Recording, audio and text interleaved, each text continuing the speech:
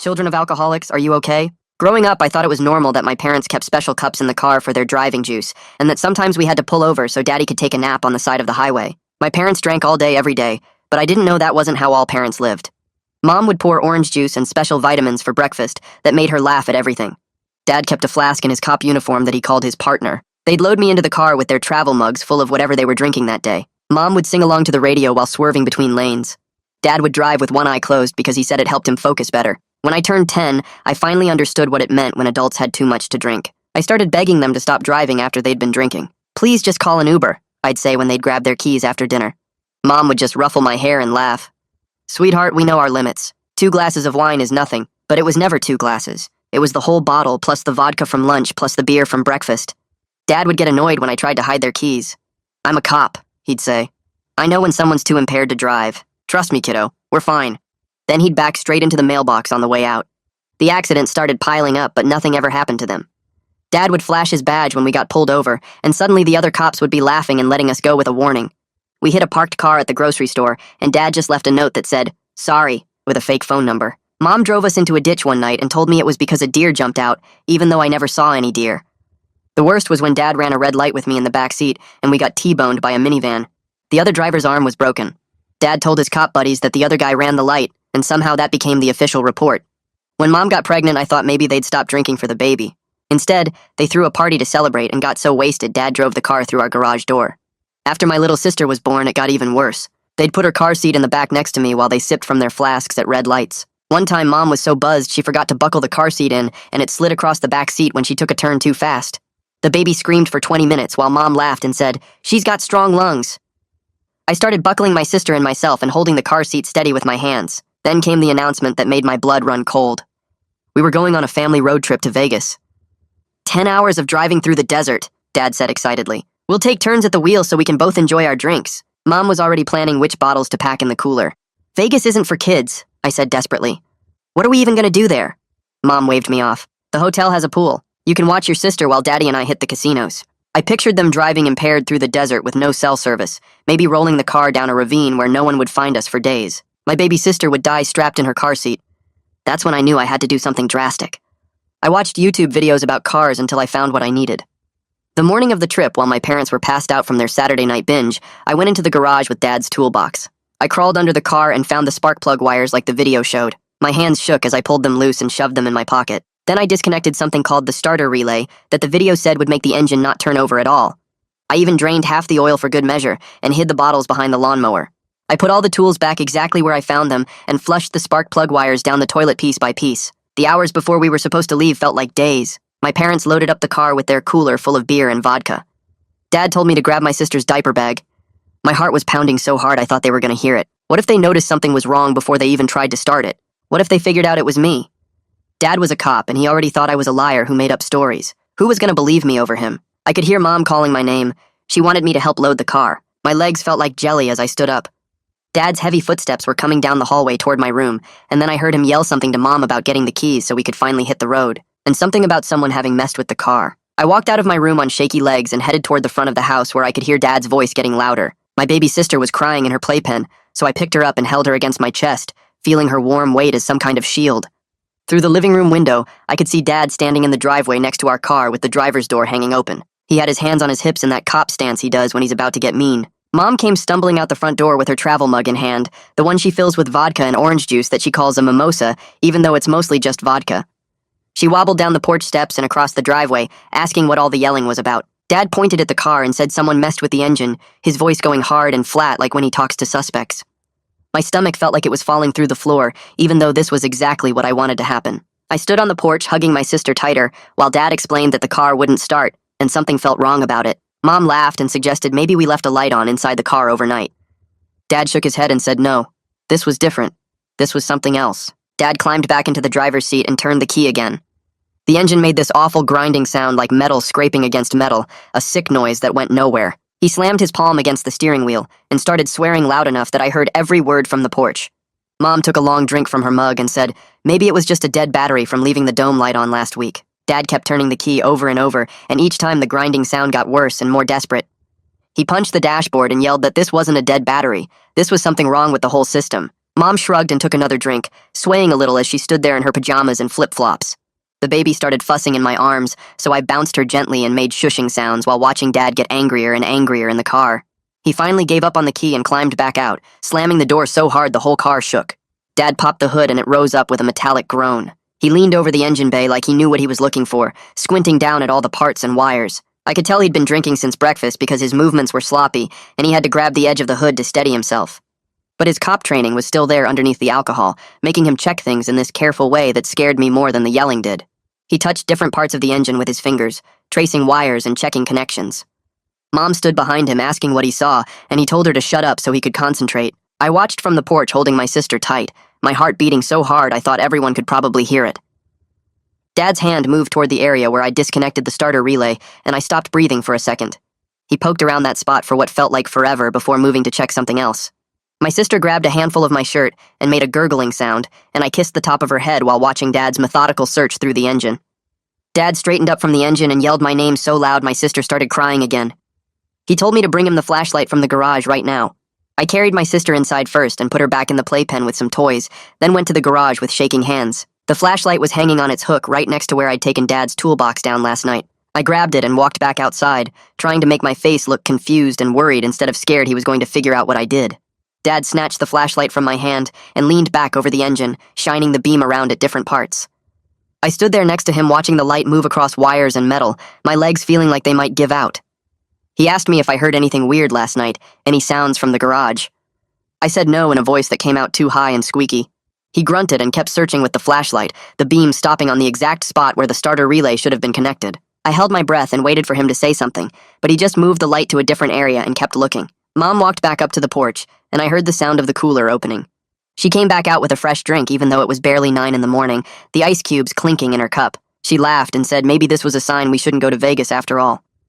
Dad ignored her and announced he was calling his buddy who runs the garage down on 5th Street to come take a look. He pulled out his phone and scrolled through his contacts while Mom took a long drink and hummed along to some song in her head. I wanted to run back inside, but I knew that would look suspicious, so I just stood there trying to appear normal and helpful. Dad found the number and hit call, then started talking in his cop voice about how he needed someone to come check out his car right away. He mentioned it was urgent and used words like tampered with and possible criminal activity that made my stomach twist into knots.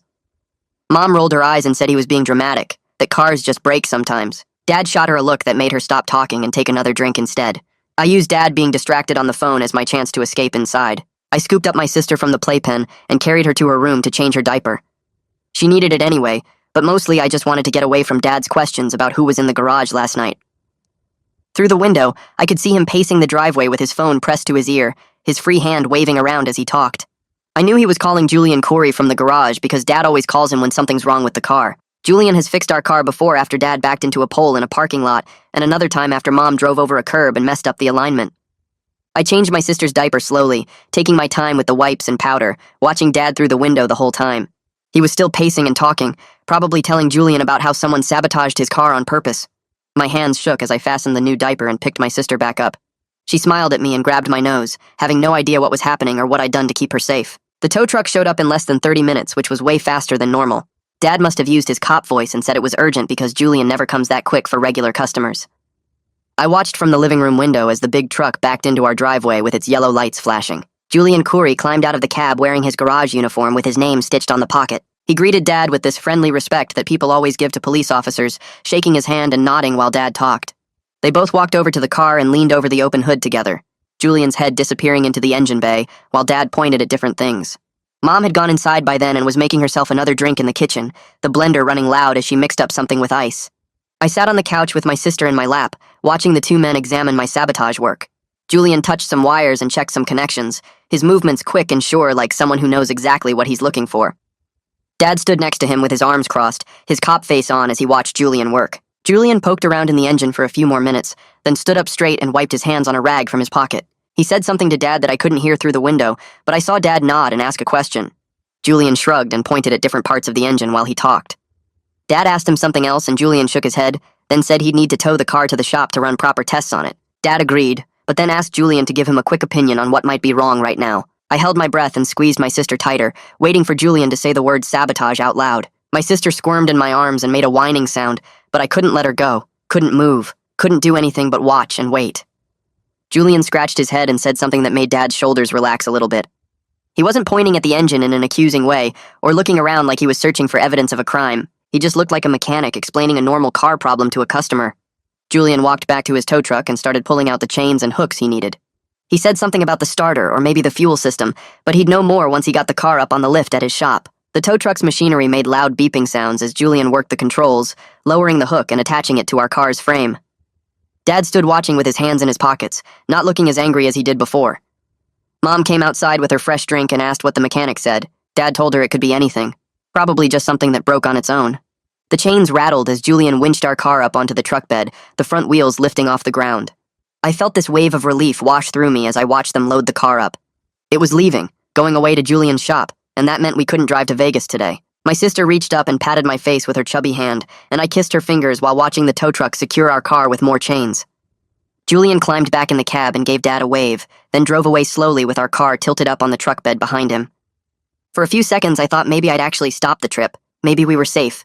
But then Mom turned to Dad and said, "Why don't we just rent a car so we can still make the trip?"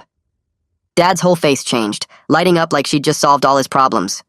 He pulled out his phone again and said that was a great idea. He'd call the rental place near the airport right now. I felt my temporary relief disappear as I listened to Dad dial the number and start talking to someone about car rentals. He gave them his badge number and asked about police discounts, using his cop voice to sound official and important. Mom went back inside to start packing again, humming and sipping her drink like nothing had happened. I sat frozen on the couch with my sister, realizing I'd only bought us a few hours at most. Dad was going to rent a different car, and we were still going to drive to Vegas with him and Mom drinking the whole way. All that work I did last night, all that fear and planning, and it only delayed things by one morning. I looked down at my sister playing with my fingers and felt like crying, but I couldn't because Dad might see and ask questions. I just held her and tried to figure out what I was going to do next. I grabbed my stomach and doubled over on the couch, making a groaning sound that got Mom's attention from the kitchen. She turned around with her drink in hand and asked what was wrong, and I told her my stomach hurt really bad, like I might throw up. Mom walked over and felt my forehead with the back of her hand, her breath smelling like vodka even though it was barely noon. She said I didn't feel warm and asked if I ate something bad, and I shook my head and said I didn't know, but it really hurt. My sister started fussing in my arms, and I made a big show of checking her diaper, pulling back the waistband and making a face like I smelled something awful. I told Mom that my sister had diarrhea and it looked really bad, all runny and weird-colored. Mom barely glanced over from her drink and waved her hand at me, telling me to just handle it and change her in the nursery. She said she had a headache and didn't want to deal with it right now, which was exactly what I expected her to say. I carried my sister upstairs to her room and actually did change her diaper, even though it was just regular baby poop, not diarrhea at all. I could hear Dad downstairs on the phone, his voice getting louder and more frustrated as he talked to someone at the rental place. When I came back down with my sister, Dad was pacing in the living room with his phone pressed to his ear. He kept saying things like, "Come on, and you gotta have something available," but whoever was on the other end wasn't giving him the answer he wanted. Finally, he hung up and threw his phone on the couch, looking angry and defeated at the same time. He announced that the rental place was almost out of cars because it was Sunday, and everyone was traveling, and the earliest they could guarantee a vehicle was Monday morning. I tried not to look relieved as he said we'd have to push the trip back a day, leaving Tuesday morning instead of today. Mom groaned from the kitchen and said this whole thing was turning into a disaster, but Dad told her it was fine, just one more day, and we'd be on the road. My phone buzzed in my pocket, and I pulled it out to see Julian's name on the caller ID. My heart started beating fast because I knew what he was probably calling about, and I tried to shove the phone back in my pocket before anyone noticed. But Dad's cop instincts were too quick, and he snatched the phone out of my hand before I could react. He answered it himself, saying hello in his official police voice, and I watched his face go from curious to suspicious to completely dark as he listened to whatever Julian was telling him. Dad walked into the other room still holding my phone to his ear, and I could hear him asking questions in a tone that made my stomach actually hurt for real this time. He came back a few minutes later and hung up, then stood there staring at the phone in his hand like it just told him something impossible. He announced that Julian said someone deliberately disconnected parts of the engine and drained the oil, that this wasn't just a car breaking down on its own. His cop instincts kicked in full force, and he started talking about checking the security cameras on the garage and figuring out who would want to sabotage our family trip. He paced around, making a list out loud of people who might have grudges against him, other cops he'd testified against, criminals he'd arrested, neighbors he'd had disputes with. Mom came out of the kitchen with a fresh drink and laughed, saying it was probably just neighborhood kids playing a prank. She said, "Remember last Halloween when those teenagers toilet papered the trees? This was probably the same kind of stupid kid stuff, but Dad wasn't buying it at all." He shook his head and said this was different. This took knowledge of cars and deliberate planning, not just random vandalism. He stormed inside toward the garage to check if we even had working cameras, and I knew we didn't because he'd been meaning to install them for months, but never got around to it. I heard him swearing in the garage as he realized there were no cameras, nothing that could tell him who'd been out there last night. I took the opportunity to sneak upstairs to my room with my sister, closing the door quietly behind me. I pulled out my old iPod from where I'd hidden it in my dresser drawer under some clothes. I opened the voice memo app and hit record, then started describing everything in a whisper. I talked about the drinking, the driving juice and the special cups, the time we got T-boned at the intersection, the flask in Dad's uniform, Mom forgetting to buckle the car seat. I explained why I disabled the car, how I was scared they'd drive us into the desert and we'd die in a crash with no one around to help. My hands shook as I saved the recording to a hidden folder I'd created weeks ago when I first started worrying about needing evidence. I opened the iPod's browser and logged into my email, then attached the voice memo and sent it to myself before Dad could think to confiscate all my devices. I deleted the sent email from the iPod and cleared the browser history, then shoved it back in the drawer under my clothes. Downstairs, I could hear Dad on the phone again, this time calling his cop buddies and asking if anyone saw suspicious activity in our neighborhood last night.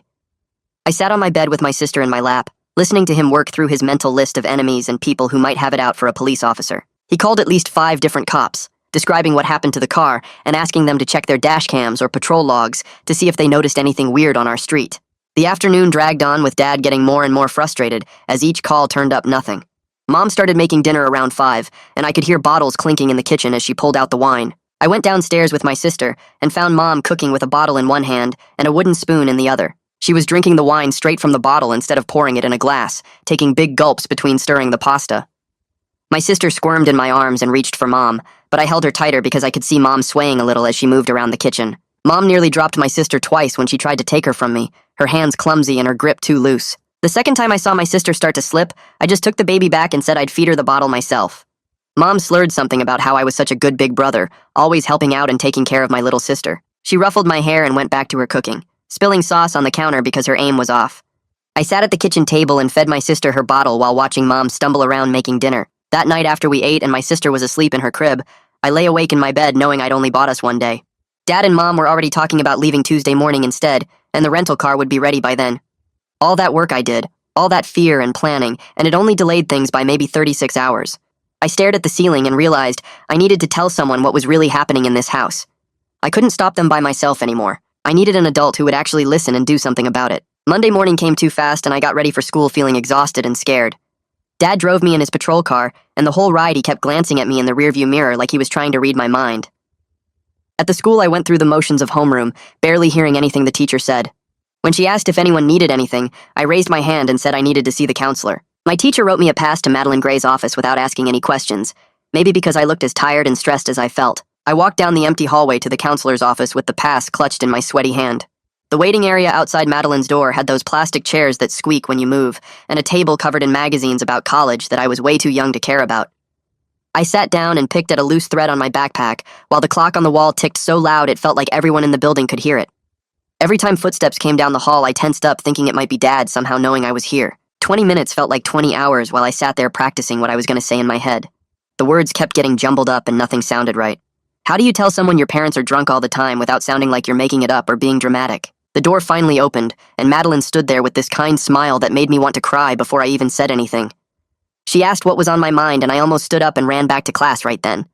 My legs actually started to move like my body wanted to escape before my brain could stop it. But then I thought about my sister in that car seat sliding across the back seat, and I made myself stay put. I followed Madeline inside, and the door clicked shut behind us, and suddenly the room felt really small. She sat down behind her desk, and I took the chair across from her, my hands shaking so bad I had to sit on them. I opened my mouth to start explaining, and nothing came out at first. Then everything came rushing out in this jumbled mess about the driving juice and the special vitamins and how they drink all day every day. I told her about the flask in Dad's uniform and the travel mugs in the car and how Mom swerves between lanes while singing. The words kept pouring out faster and messier, and then I was crying and I couldn't stop. I told her about the time we got hit at the intersection, and Dad lied to his cop friends about what happened. Madeline just listened without interrupting me or telling me to slow down. Her face got more serious as I kept talking. She asked how often this happens and whether I feel safe at home. I wiped my nose on my sleeve and told her it happens every single day, and I don't feel safe when they're driving us around drunk. I pulled out my iPod from my backpack with shaking hands. I'd been taking pictures for weeks just in case I ever got brave enough to tell someone. I showed her the photos of empty bottles piled in the recycling bin with timestamps from different days. There were pictures of Dad's flask sitting on the kitchen counter next to his badge. I had a photo of Mom pouring vodka into her orange juice at breakfast, with my sister's high chair visible in the background. Madeline's expression changed from concerned to alarmed as she scrolled through the pictures. I could see her understanding that this wasn't just one bad day or one mistake. This was every day. This was how we lived. She handed the iPod back to me and explained that she's required by law to report this to someone called Child Protective Services. I felt panic shoot through my whole body. I started begging her not to tell anyone because Dad would know it was me who talked. He was already suspicious about the car, and if CPS showed up, he'd put it all together. Madeline promised she'd be careful about how she made the report, but she was really clear that she had no choice. She had to report it today. She wrote something on a card and slid it across the desk. She told me if I ever needed to signal that I was unsafe, I should use the word pineapple, and someone would know to help me. She wrote her cell phone number on the card, and I shoved it deep into my shoe where Dad would never think to look. The bell rang for next period, and I stood up feeling like I just jumped off a cliff with no idea what was at the bottom. Madeline touched my shoulder and told me I was brave, but I didn't feel brave. I felt like I just made the biggest mistake of my life. I walked back to class in a fog. The rest of the school day passed in this weird blur where I couldn't focus on anything the teachers were saying. I kept imagining CPS showing up at my house with clipboards and questions. I pictured Dad's face when he realized I was the one who told. Every time someone called my name, I jumped. When the final bell rang, I grabbed my stuff and headed for the bus loop like normal. But Dad's patrol car was sitting right there in the pickup lane.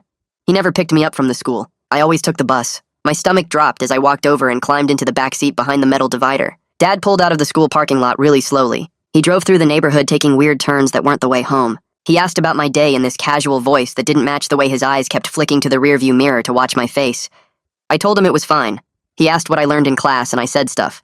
He asked if anything interesting happened and I said no. The whole time my heart was beating, so hard I thought he could probably hear it. Dad started talking about how Internal Affairs sometimes investigates cops based on anonymous tips.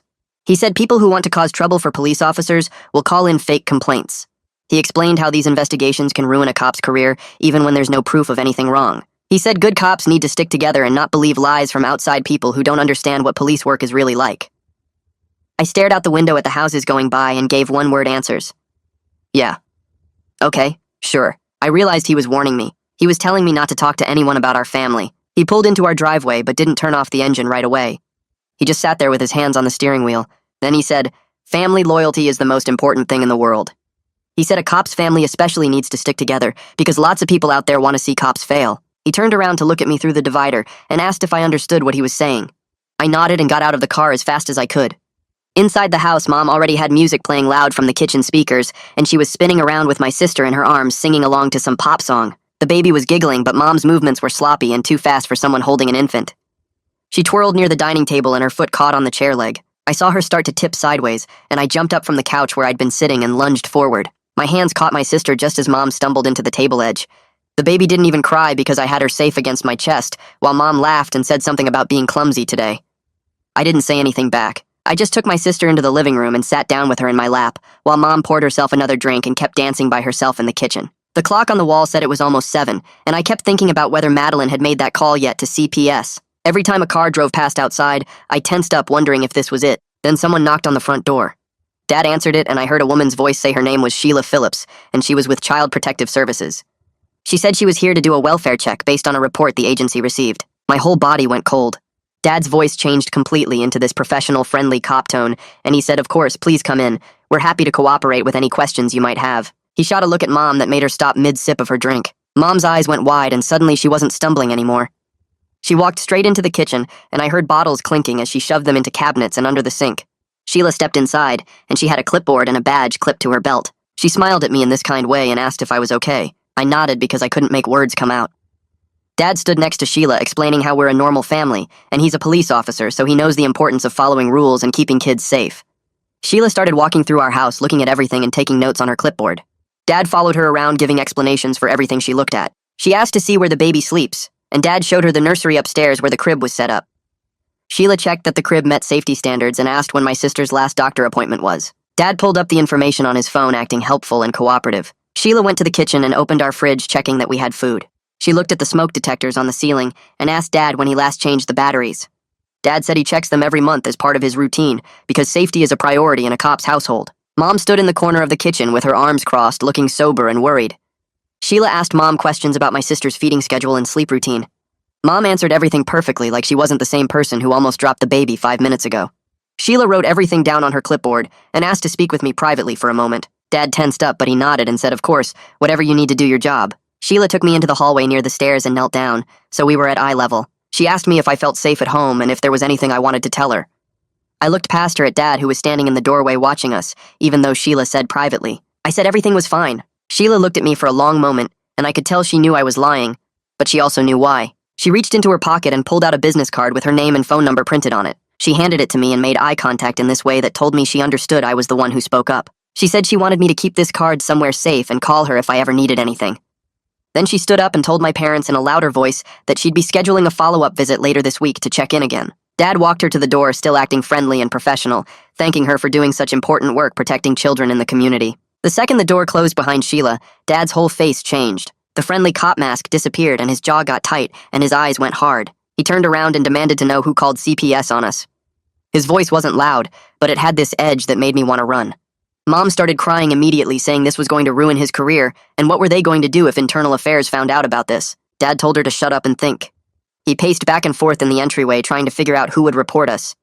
He listed off neighbors we'd had problems with and teachers at my school, and even some of his cop buddies who might have grudges.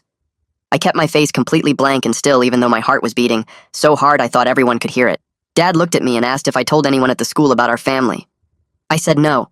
He asked if any teachers had been asking me weird questions lately. I said no again. He stared at me for another few seconds, then grabbed his keys and said he was going out to think. After Dad left, Mom went straight for the cabinet where she'd hidden the bottles earlier. She poured a big glass of vodka and sat at the kitchen table, crying into her hands. I went upstairs to my room and closed the door. Dad would probably search my room soon, looking for evidence of who made the call. I needed to move everything important before he thought to look. I pulled out my phone and saw I had messages from friends, but I didn't open them because Dad was going to take my phone away. I spent the next 10 minutes forwarding all my photos and voice recordings to my email account. I sent copies to 3 different email addresses just to be safe. Then I deleted all the evidence from my phone and cleared the trash folder and the sent items folder. When Dad came back an hour later, he came straight to my room without knocking. He held out his hand and said, "Give me your phone." I handed it over without arguing. He said it was for my own good until we figured out who was spreading lies about our family. He said someone was trying to destroy us and we needed to stick together. I said okay. He took my phone and left my room, and I heard him going through it downstairs. That night, after my parents finally went to bed, I waited until I heard Dad snoring. Then I got up and went to my closet where I kept my old game console that I didn't use anymore. I'd hidden an SD card inside it months ago, when I first started getting really worried about my parents drinking. I opened up the console and found the card still tucked inside where I'd left it. I pulled out my iPod that I kept hidden under my mattress and plugged in the SD card using an adapter. I transferred all the new photos and voice memos from my iPod onto the SD card. Then I took the card out and looked around my room trying to think of a new hiding place. Dad knew about all my usual spots. I went to my bed and found a small rip in the seam of the mattress near the bottom corner. I pushed the SD card deep inside the rip and then smoothed the fabric back down so you couldn't tell anything was there. I put everything else back where it belonged and got back in bed. I didn't sleep much that night thinking about Sheila's visit and what would happen next. Tuesday morning, I woke up to Dad and Mom talking in loud voices downstairs. I got dressed and went down to find them both holding their travel mugs, even though it was barely 8 in the morning. Dad announced they were going to the store to pick up supplies and they'd be back in an hour. I asked if I could come with them, but Dad said no. Just stay here and watch your sister. They grabbed their keys and walked out to the rental car Dad had picked up yesterday. I watched through the window as they backed out of the driveway, both of them sipping from their mugs. I knew those mugs had more than coffee in them. I picked up my sister from her playpen and held her close, hoping they wouldn't hurt anyone while they were out driving around. I checked my iPod and saw it was 8:15. I sent a quick message to Madeline from my email account saying my parents just left to go shopping and they were both drinking. An hour later, I heard the rental car pull into the driveway. I looked out the window and saw Dad and Mom getting out, both of them laughing about something. They had shopping bags in their hands that clinked with the sound of glass bottles. Dad opened the back door to grab more bags, and that's when I saw my sister's car seat. She was still strapped in it and she was awake and fussy, her face red from crying. I ran outside and yanked open the car door. The inside of the car was hot even though it wasn't a super warm day. They'd left her in there the whole time they were shopping. I unbuckled my sister and pulled her out, feeling how sweaty she was. Mom walked past carrying bags and said something about how the baby was fine. Stop being so dramatic. I carried my sister inside and gave her water from her sippy cup. She drank it fast like she was really thirsty. I changed her diaper and tried to calm her down while my parents unpacked their bottles in the kitchen, still laughing about whatever happened at the store. That afternoon, I went up to my room and pulled out my iPod from under the mattress. I opened my email and saw a new message from the garage with an attachment. The subject line said car inspection report, and my hands started shaking as I opened it. Julian had written everything out in detail about the disconnected starter relay and the missing spark plug wires and the drained oil. The report said the damage was deliberate and showed knowledge of engine systems. I could hear Dad downstairs on the phone with someone from work, and his voice was getting louder. He kept saying things like someone knew exactly what they were doing, and this wasn't random vandalism. I closed the email and shoved the iPod back under my mattress, my heart beating so fast I thought I might throw up. Dad came upstairs and I heard him walk past my room to the bathroom. The shower turned on a minute later and I knew this was my only chance. I grabbed the iPod again and pulled up the email with Julian's report. I opened the camera and took photos of the screen showing all the details about the sabotage. My hands were shaking so bad the first few pictures came out blurry, so I had to steady myself against the desk and try again. I got 3 clear shots of the report, and then logged into the school portal on my iPod browser. I found Madeline's email address in the staff directory and started typing a message. I attached the photos and wrote that my parents were planning to rent a car tomorrow for the Vegas trip. I said they were still drinking every day and I was scared they were going to drive us into the desert and crash. I hit send and deleted the message from my sent folder and cleared my browser history. Then I put the iPod back in its hiding spot and went downstairs like nothing happened. Wednesday afternoon I was doing homework at the kitchen table when the phone rang. Dad answered it and I heard him say hello in his friendly cop voice. His face changed after a few seconds and he said, "Oh hey Sheila, thanks for calling back." I kept my head down pretending to focus on my math worksheet, but I was listening to every word. Dad explained that he had a work emergency come up and asked if they could reschedule the follow-up visit for Friday instead. There was a long pause while Sheila talked on the other end. Dad's voice got a little tighter as he said he understood this was important, but Friday would work much better for everyone.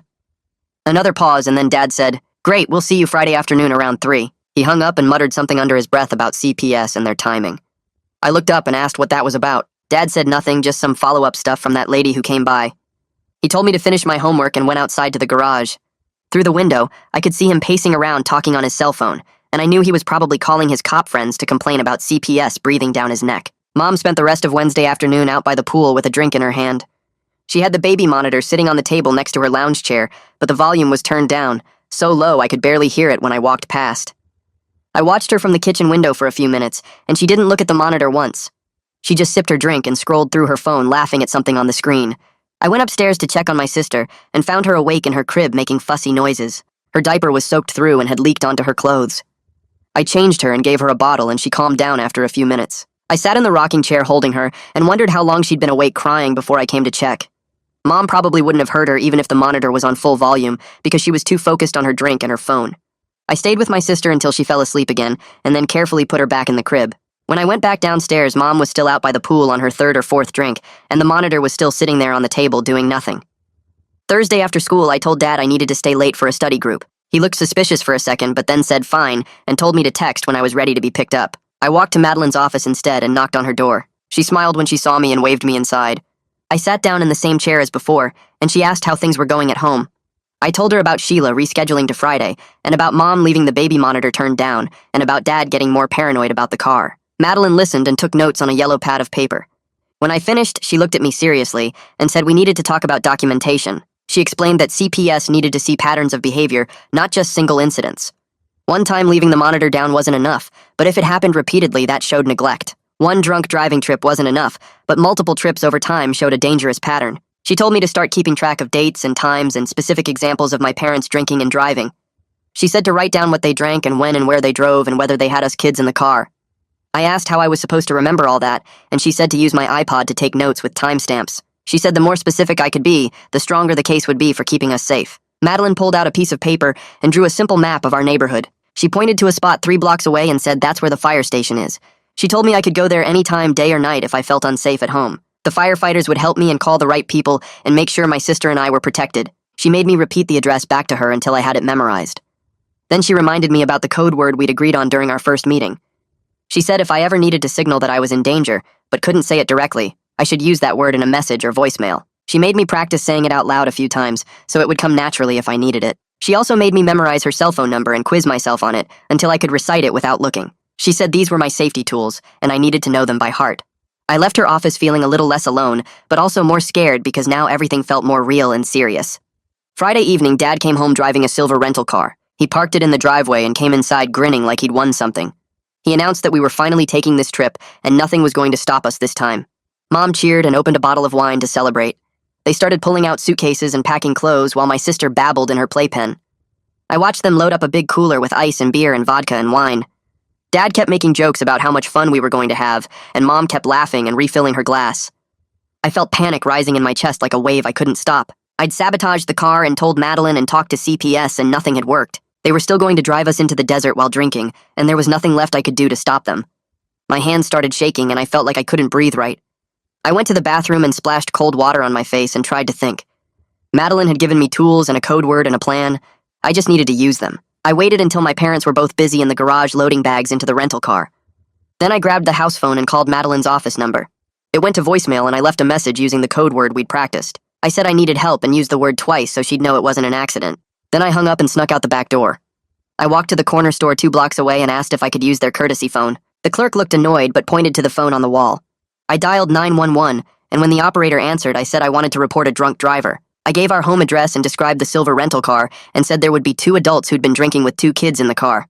The operator asked for my name and I hung up instead. I walked back home the long way so I wouldn't run into my parents. When I got there, Dad was yelling for me to get in the car. I grabbed my sister from her playpen and buckled her into her car seat. Mom climbed into the front passenger seat, already sipping from a travel mug. Dad got behind the wheel with his flask visible in the cup holder. I sat in the back, holding my sister's hand and praying the 911 call would work. Dad pulled out of the driveway and drove toward the main road. He made it exactly 4 blocks before I saw the red and blue lights flash behind us. A patrol car was signaling for us to pull over. Dad muttered something and pulled to the curb. My sister started crying in her car seat, and Mom giggled like this was all funny. The officer walked up to Dad's window and asked for license and registration. Dad reached for his wallet, and I saw him pull out his badge along with his license. He handed both to the officer and said, "Hey, brother, just heading out for a family trip." The officer looked at the badge and then looked at Dad more carefully. He asked Dad to step out of the vehicle, and they walked to the back of the car where I couldn't see them anymore. Mom kept giggling in the front seat, and my sister kept crying. I tried to calm the baby down, but my own hands were shaking too hard. After what felt like forever, Dad came back to the car and the officer walked back to his patrol car. Dad got in and started the engine without saying anything. The traffic officer let us go with just a warning. I couldn't hear what they talked about at the back of the car, but I knew Dad had done his cop buddy routine and gotten away with it again. Dad drove us back home acting like he'd won some kind of victory. He kept saying, "See, that's how you handle these situations," and Mom laughed and agreed. I sat in the back seat feeling completely crushed. I'd called 911 and reported them and given the address and description, and it still didn't work. Dad's badge had protected him one more time. The officer had seen Mom drinking in the front seat and heard my sister crying and still let us go. I unbuckled my sister from her car seat and carried her inside while my parents celebrated their narrow escape. They popped open more drinks and started talking about leaving first thing tomorrow morning instead. I took my sister upstairs and held her close, knowing that even calling the police wasn't enough to stop what was coming. That night around 11, I heard Dad's keys jingling and Mom asking where he was going. He said she was out of cigarettes and he'd run to the gas station real quick. I stayed in my room with my door cracked open and listened to the car start up in the driveway. The engine sound faded as he drove down the street, and I waited there in the dark, hoping nothing bad would happen. About 10 minutes later, I heard the crash from my window. This loud bang, followed by metal scraping and trash cans rolling across pavement. I ran to look outside and saw Dad's car in the middle of the street with our neighbor's trash cans scattered everywhere. The neighbor came running out of his house yelling something I couldn't hear clearly. Dad didn't even stop to talk or apologize. He just hit the gas and sped away, leaving the trash cans in the road and the neighbor standing there with his phone out. I went back to my room and grabbed my iPod from its hiding spot under my mattress. And then I opened the Notes app and typed out everything that just happened with the exact time showing on my clock.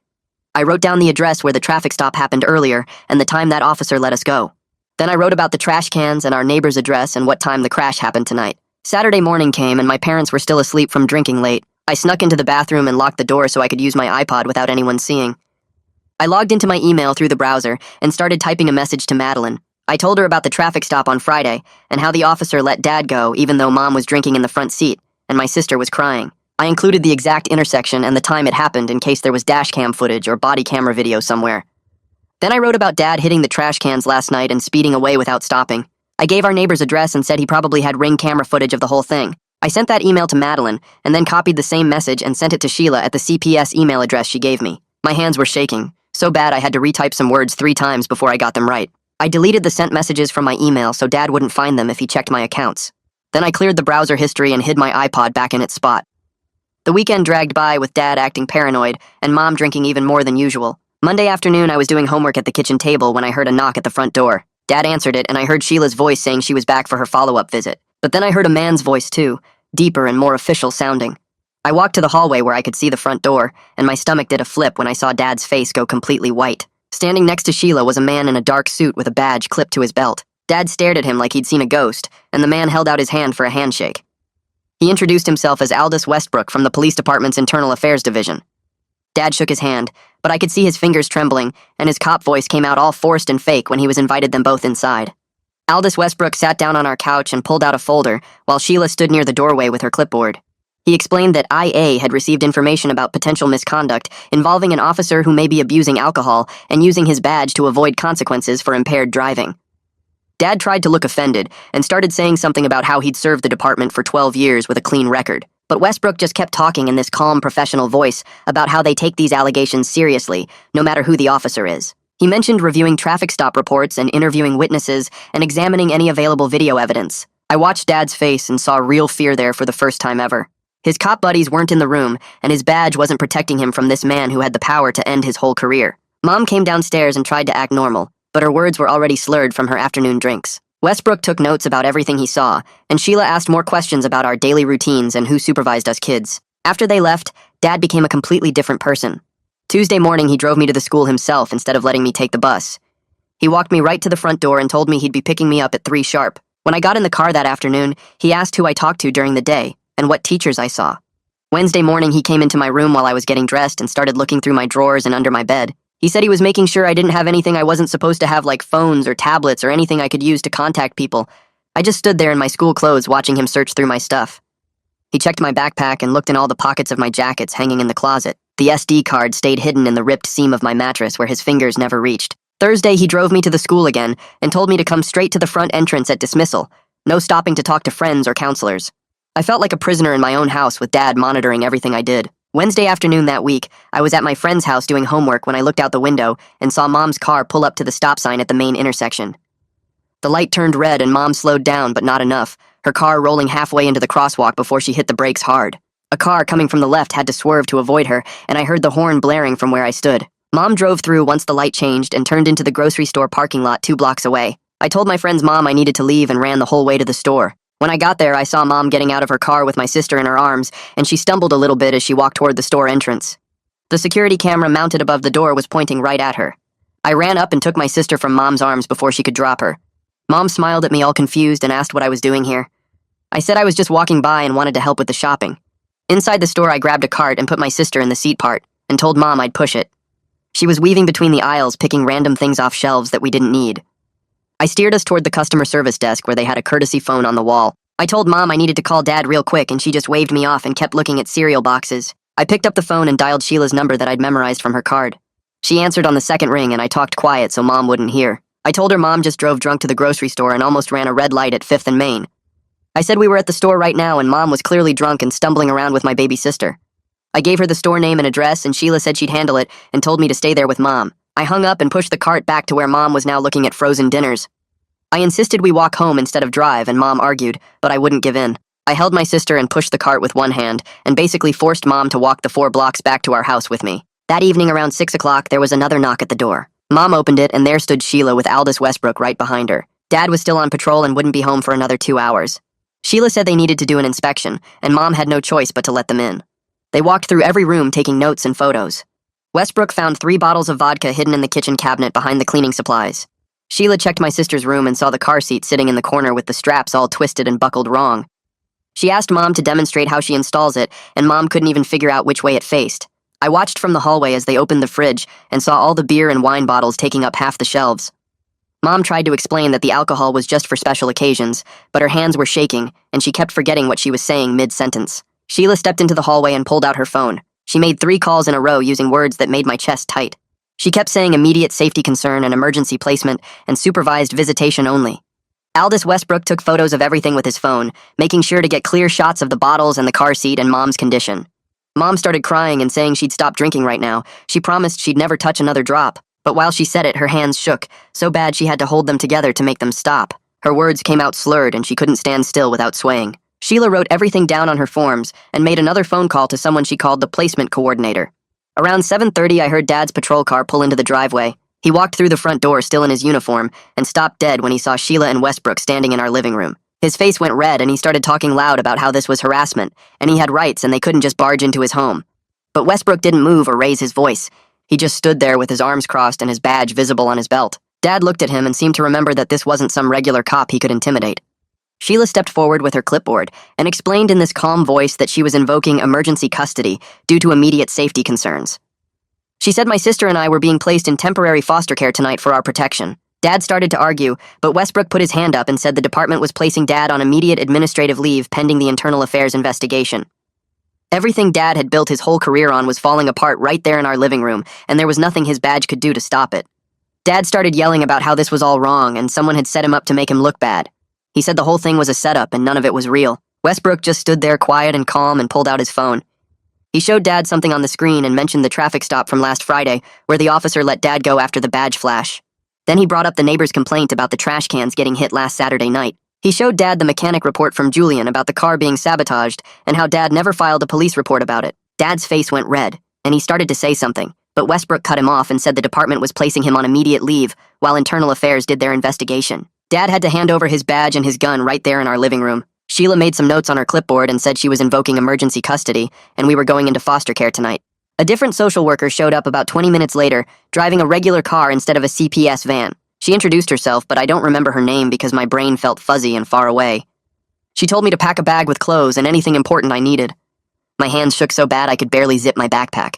I grabbed my sister's diaper bag and stuffed it with all her bottles and the formula and her favorite blanket with the purple elephants on it.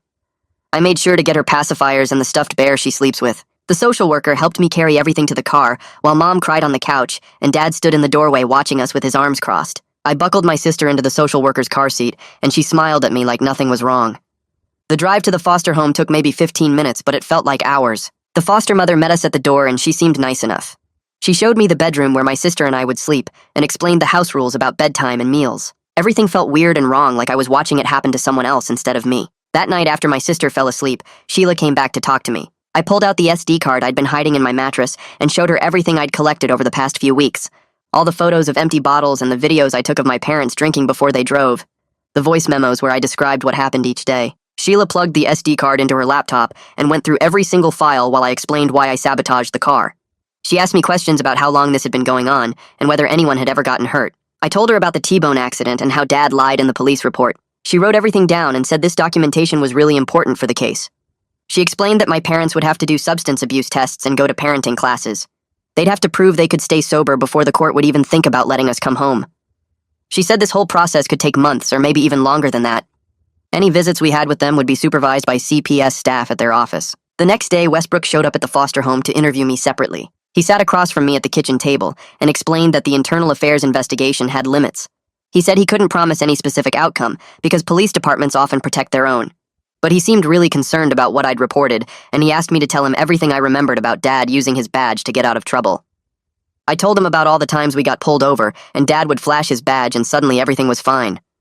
About the accident where the other driver's arm got broken and Dad blamed it on them. Westbrook took notes and said he'd follow up on the traffic stops to see if there was dash cam footage. A few days later, we had our first supervised visit at the CPS office. Mom showed up with her eyes all red from crying. She kept apologizing and promising she'd already stopped drinking, and everything would be different now. She tried to hold my sister, but her hands were shaking really bad. My sister started crying because Mom's grip was too tight and shaky. Sheila sat in the corner taking notes, and I saw her write something about Mom showing signs of withdrawal. Mom kept saying she just needed one more chance and she'd prove she could do better, but I'd heard that before like 100 times. 2 weeks later, we all had to go to court. Dad sat on one side of the courtroom with some guy in a suit who was his union rep. He stared at me the whole time like he was trying to make me scared. Mom sat on the other side crying into tissues. The judge was this older woman who looked tired and annoyed. She read through all of Sheila's reports and looked at some of the evidence from my SD card. Then she ordered both my parents to do random drug and alcohol testing whenever CPS asked. She said Dad had to cooperate fully with the Internal Affairs investigation. She ordered us to stay in foster care and said we'd have another hearing in a few months to see if anything had changed. After the hearing, Sheila took me to a private room, and I finally admitted that I was the one who sabotaged the car. I told her I was scared they'd drive us into the desert and we'd die out there. Sheila was quiet for a minute, just looking at me. Then she said I probably saved my sister's life, and maybe saved other people on the road that day too. She said what I did was dangerous, and I should have told an adult sooner, but she understood why I felt like I had no choice. A few days after that, Madeline came to visit me at the foster home. We sat in the backyard and talked about my schoolwork and how I was handling everything. She said it was normal to feel confused and scared and angry all at the same time. She gave me the name and number of a therapist who works with kids from families with substance abuse problems. She set up appointments for me twice a week starting the next Monday. A month into placement, Sheila called to give me an update on my parents. Mom had enrolled in some outpatient treatment program where she was supposed to go 3 times a week, but she missed her second session, and they were threatening to kick her out of the program. Dad was appealing his leave through the police union and trying to get his badge back. Sheila said the system moves really slow, and real change takes time if it happens at all. She said not to get my hopes up about going home anytime soon. The weeks turned into months, and my sister and I got used to the foster home schedule. Every morning, the foster mom made breakfast, and my sister sat in her high chair eating cereal while I got ready for school. Nobody drove us anywhere with drinks in their hands. Nobody swerved between lanes or ran red lights or crashed into mailboxes. The foster mom buckled my sister's car seat correctly every single time and drove the speed limit with both hands on the wheel. It felt weird at first because I kept waiting for something bad to happen, but nothing ever did. We had supervised visits with Mom and Dad every Thursday afternoon at the CPS office. They'd show up and hug us and tell us how much they missed us and promise they were doing better now.